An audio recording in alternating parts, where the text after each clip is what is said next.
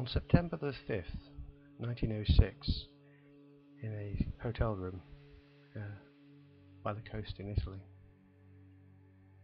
a man hanged himself while his wife and daughter went out for a walk.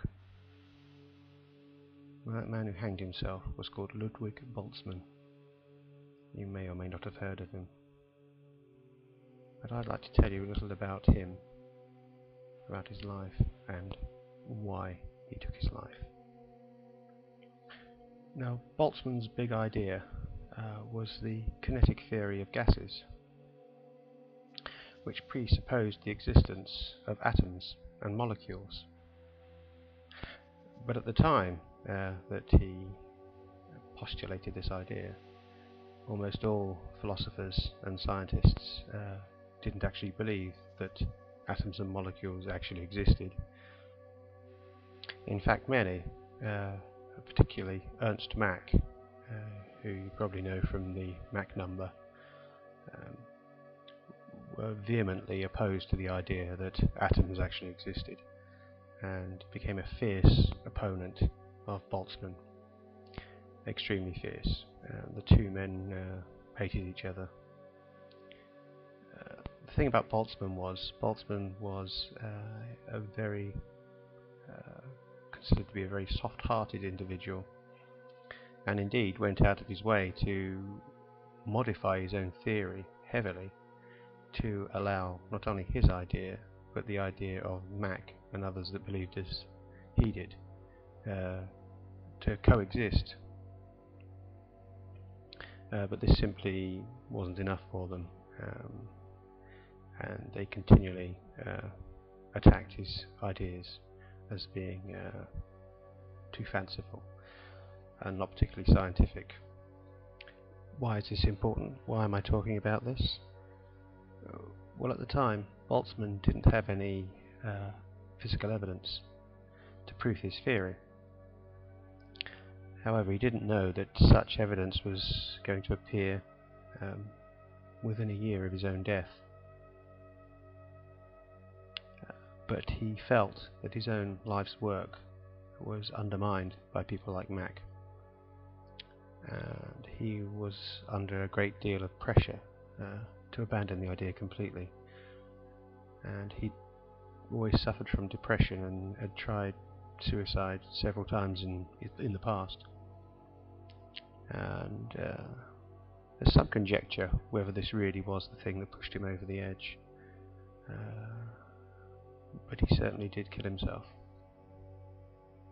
and is one of the only scientists I ever have come across who died because of their beliefs.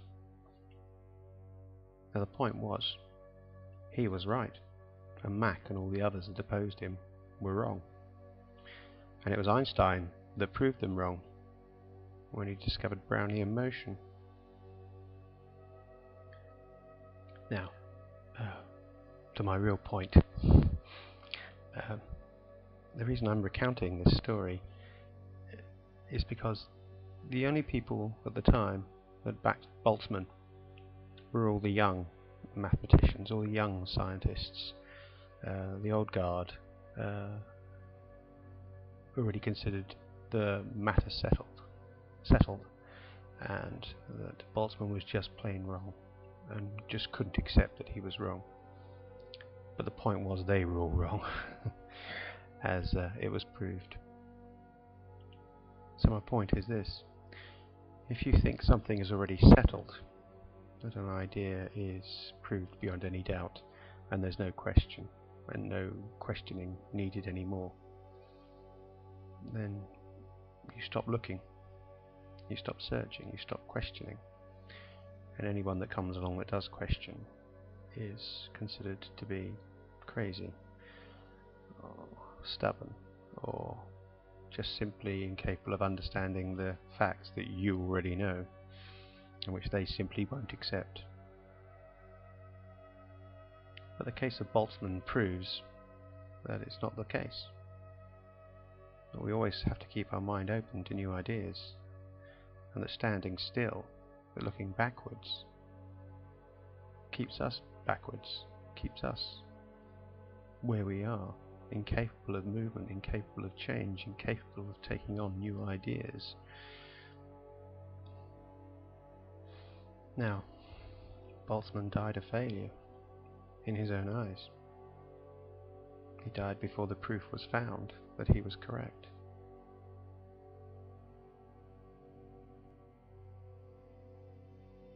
I have just one more thing to say on this. It's an expression I heard which goes along the lines of you can always tell when a genius has come into the world because all the dunces are in confederacy against him or her. Such was the case with Boltzmann. I think there's a lesson to learn there.